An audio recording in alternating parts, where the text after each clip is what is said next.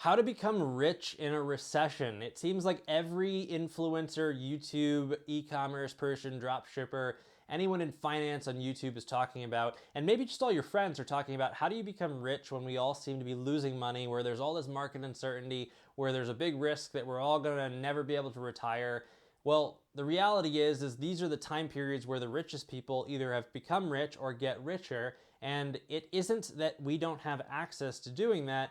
We just need to know and plan how we're going to do that. So in today's video, I'm going to talk about my personal plans and just generally how people that accumulate wealth look at times like recessions like we are in right now and how they position their money to make them a lot more money and really get out of the rat race that we all seem to participate in. If you're not already subscribed to the channel, it would greatly help me grow the channel in this community by both subscribing, liking the video, and saying hello in the comment section if you have any questions about what is discussed in this video or want to lend your opinion to the great community that we're growing here. Those are all things that are free to do, and let's get straight into the video. You might already be rich, you might be a millionaire, you might want more money, but in the reality is most people watching this video are not. We're still in the rat race, like I am myself, and I am both planning and using some of these techniques that are tried and true and proven techniques to getting rich, getting rich in a recession. Now, this is by no means a get rich quick scheme, and this is definitely something that is about deploying your dollar bills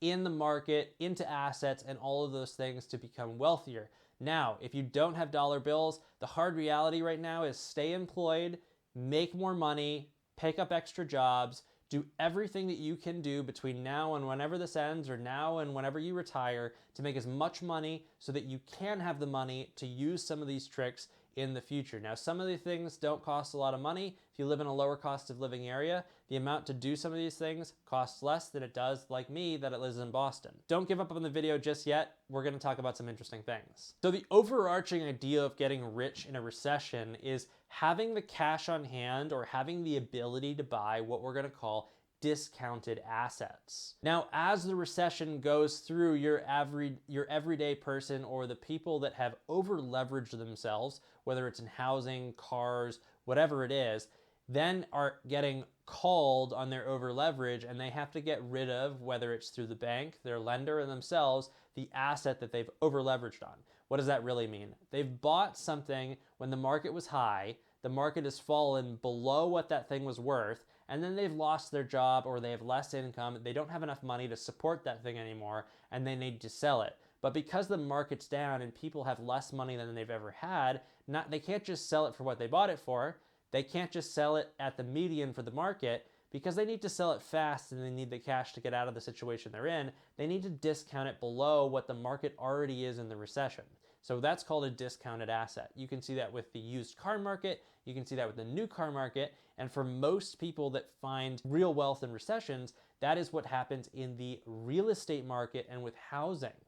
Now, we can also see this in the stock market, and that's something else we're going to talk about. So unless you're like me with my other YouTube channel and other things that I do try to make money with cars. We're going to skip that right now because that's an entirely different game, and we're going to talk about the two pillars that have made most multimillionaires or billionaires or people with $10+ million, what's made them that money. So in recessions, the two things people buy.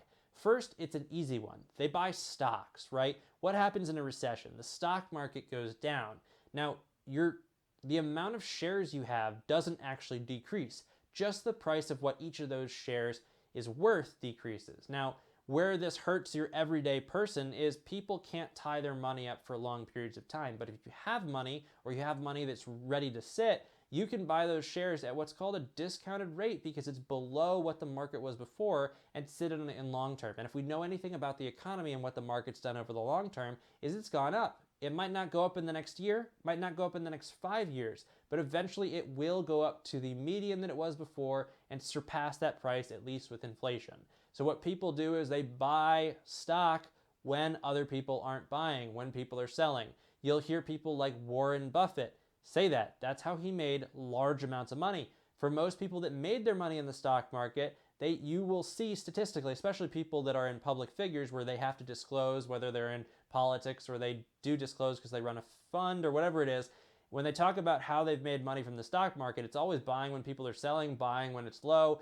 It sounds silly, buy low, sell high, but the reality is you do that just over a longer period of time. The risk there is that you have to own that asset for a long time, and that is tricky. Now, that is a unleveraged way to make wealth in a market. You might get 20, 30, 40% on your money after the years going by. I don't want to talk about the statistics because the statistics are a lot higher, right? We've seen like 5-year returns from past recessions being up to 70, 80%.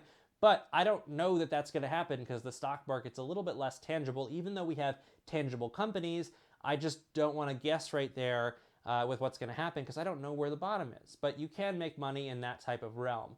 Where you can leverage yourself up, as long as you have the means to do this, is with real estate. Now, you're not taking more risk leverage, you're just taking less dollars and taking a larger amount of lended money and using that to grow your overall wealth. So with a stock, let's say you spend $100,000 on a dividend stock that provides you 4% on the dividend.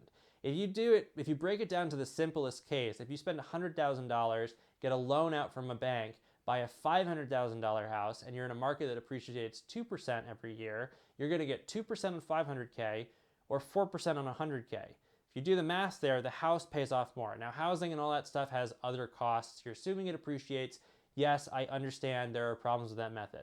But the reality is when the housing market goes down, it goes down at a significant amount more than the stock market, right?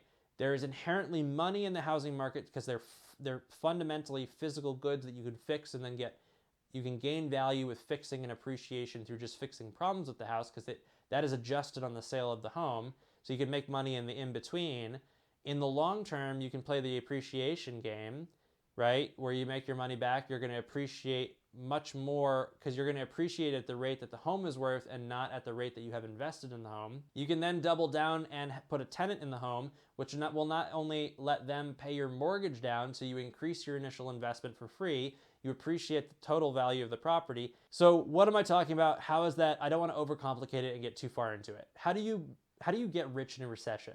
You have cash in hand and you buy discounted assets. You buy properties, you buy stock. For me, I'm saving my money right now until we see the bottom of the housing market. And I'm not going to guess about the bottom. Once we get to a place where I'm like, this is cheap or this is better than it was, that's when you're going to start seeing me going and finding distressed buyers, properties that need rehab, and getting in while I can now, and not playing the short game. I'm not talking 5 years. I'm like, in 5 years, I'd like to then break even on my money, but playing the long game with these properties. My overall goal, and where you see the life cycle of people that invest in real estate, is getting to that point where the property is almost paid off. And when you have a paid off property and you're renting it with a tenant, that is cash flow, right? There's nothing better. In my market, in the Boston market, rent for a house that might cost $500,000 could be something like $2,500 to $3,000 a month. The reality is if that house eventually gets paid off and I'm 50 and I want to retire, I will then get $36,000 cash flow,